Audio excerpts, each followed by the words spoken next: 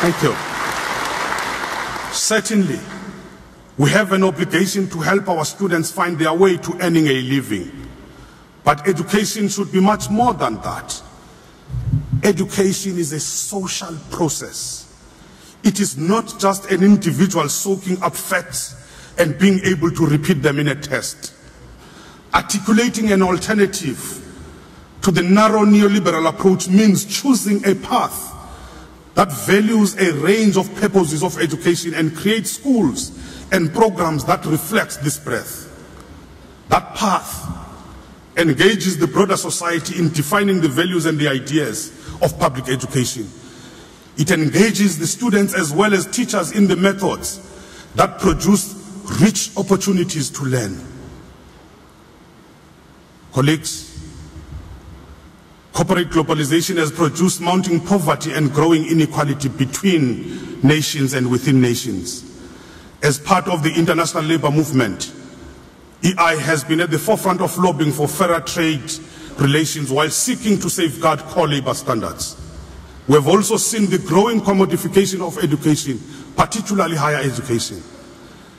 As EI, we have sought to defend the rights of nations to determine the content of their curriculum and to protect the indigenous cultures and languages.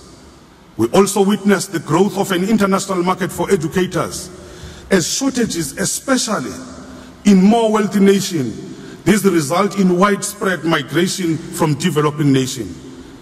We are also told that in the Caribbean region, as much as 75% of the graduates, even before they finish university, they are poached before they even hit the job market. The current situation requires a comprehensive response. We need to recruit, train, and retain educators on an unprecedented scale. We need to retain the scarce skills or scarce skilled human resources on the developing nations, alternatively compensating for them for the loss of such skills. As the union movement, we need to provide protection for migrant educators in the countries where they take up employment. The increasingly complex and global interdependent economies in which we operate mean that these challenges will be with us for the foreseeable future. EI needs to be in the forefront of policy debates around education policy and issues of migration. We need to lobby and mobilize to ensure that our views are heard, guided by clear values and principles. We need also to highlight some of the serious global challenges. HIV/AIDS, we resolved in the last Congress as EI to redouble our efforts to combat HIV/AIDS. And I'm proud of and grateful to all those unions who have responded so well to this pledge. You have made tremendous efforts to prevent the spread of the disease through the EF/AIDS program. Colleagues, there is no vaccine. Education is the best social vaccine.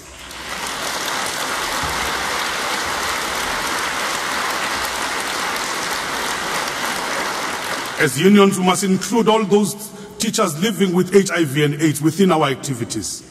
We must make sure that the union is their home. We must increase all efforts to fight the stigma and discrimination that surrounds the disease. And we must make sure that the school is safe, or is a safe and a healthy environment for educators and for learners. We only have one planet, colleagues. Issues of global warming, climate change, pollution, and utilization of the resources and sustainable development have forced their way into the international agenda. These are issues which we need to debate as EI. As educators, we have a particular responsibility to raise awareness and promote debate amongst the next generation. I hope that this Congress will make major contributions in this respect. When I conclude, a number of avenues, they suggest themselves in the years that lie ahead. We need to emphasize partnerships and talk about moving from intention to implementation. Governments need to work with the social partners and civil society.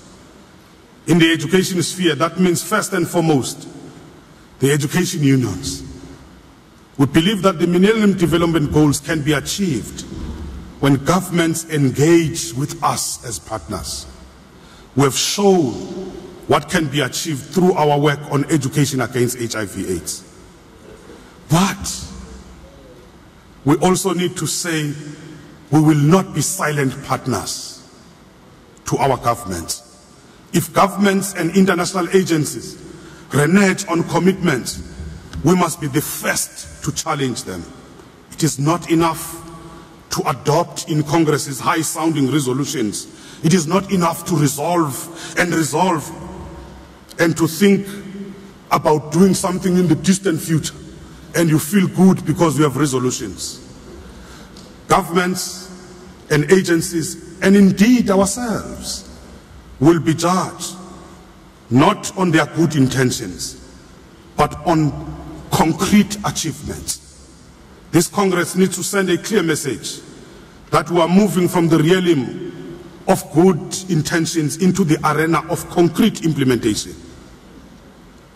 As we implement the Congress theme, to tackle the challenges we face in the global community requires that we implement our Congress theme on the ground, not Congress theme in a Congress, on the ground, country by country. Unity, joining together of our theme. One of the crucial tasks now is to ensure that the unity created internationally is reproduced at international level in the affiliates. This has to be led by EI in all the regions. Quality education for all. Resolutions and good intentions will no longer suffice. We need to see concrete results. We need to make sure that on social justice for all, as educators and trade unionists, we take a lead. We speak out. With an expanded EI and a restructured global union movement, we wield the instrument to take forward the struggle for quality public education and social justice for all. We now have to replicate the same unity on the ground, country by country, and to ensure we deliver to our members, we deliver to our learners, we deliver to our communities we account to. This is your Congress. You must debate the issues, develop policy and carry out strategies for successful implementation. You must send a clear message to our members and to governments and international agencies. Education International is mobilizing educators in pursuit of quality education and social justice. I want to end on this note. My call to you is, you expand, you innovate, and you consolidate.